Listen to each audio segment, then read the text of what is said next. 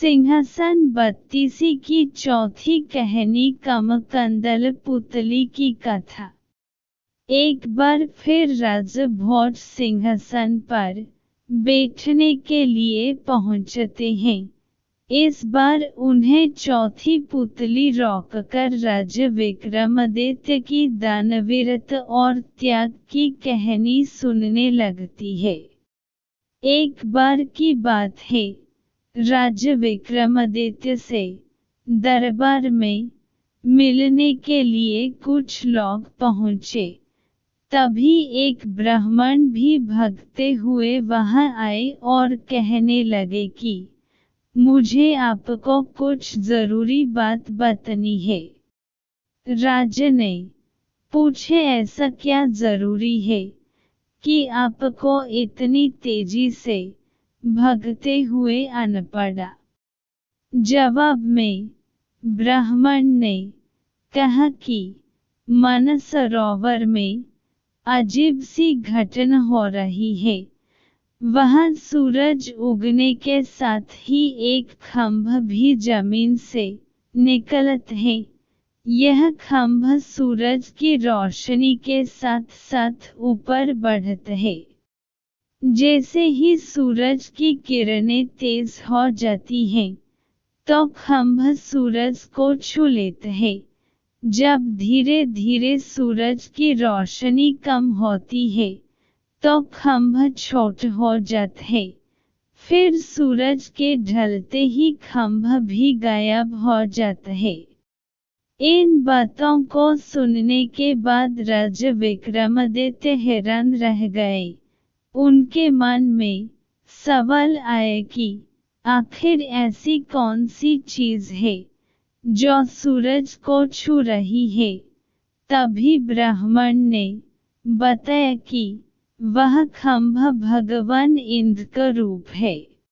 सूर्य देव को घमंड है कि उनके तेज को कोई सहन नहीं कर सकता, लेकिन इंद्रदेव ने उनसे दावा किया है कि धरती का एक राजा उनका तेज सहन कर सकता है। यह सब सुनकर राजा विक्रमादित्य सारी बात समझ गए। तभी ब्राह्मण ने बताया कि देवराज इंद्र ने ही उन्हें राजमहल भेजा है। महाराज ने ब्राह्मण को ढेर सारी मुद्रा देकर महल से विदा किया।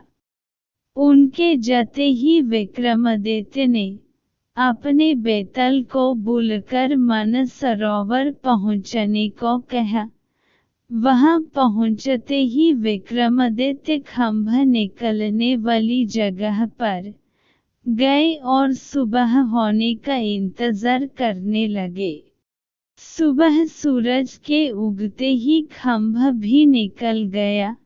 राजा विक्रमादित्य ने जैसे ही खंभे को देखा, वो उस पर चढ़ गए। धीरे धीरे सूरज की रोशनी बढ़ने लगी और खंभा भी ऊपर बढ़ता गया। उस खंभे के साथ साथ राजा विक्रमादित्य भी सूरज के करीब पहुंचते गए। दोपहर होते होते खंभा सूरज के एकदम नजदीक पहुंच गया, लेकिन तब तक राजा पूरी तरह से जल कर राख हो गए। जब सूर्य देवता ने खंभे पर जला हुआ मानव शरीर देखा, तो वो समझ गए कि यह राजा विक्रमादित्य ही हैं।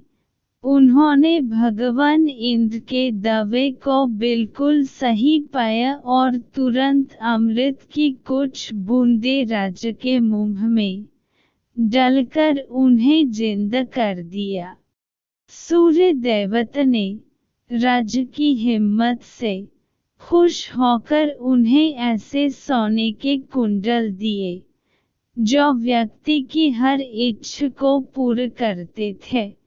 फिर सूरज की रोशनी कम होने लगी और खंभा भी नीचे आ गया। नीचे आते ही राजा विक्रमादित्य ने बेतल को बुलाया और अपने महल वापस चले गए। उसी दौरान उन्हें एक ब्राह्मण मिला, जिसने राजा से कुछ दान करने को कहा। महाराज ने खुशी खुशी उस ब्राह्मण को सूर्यदेव से मिले कुंडल दे दिए और बताया कि कुंडल उनकी सभी इच्छा को पूरी कर सकते हैं। इतना कहकर राजा अपने कमरे में चले गए। यह कहानी सुनने के बाद चौथी पुतली सिंहासन से उड़ गई। कहानी से सीख।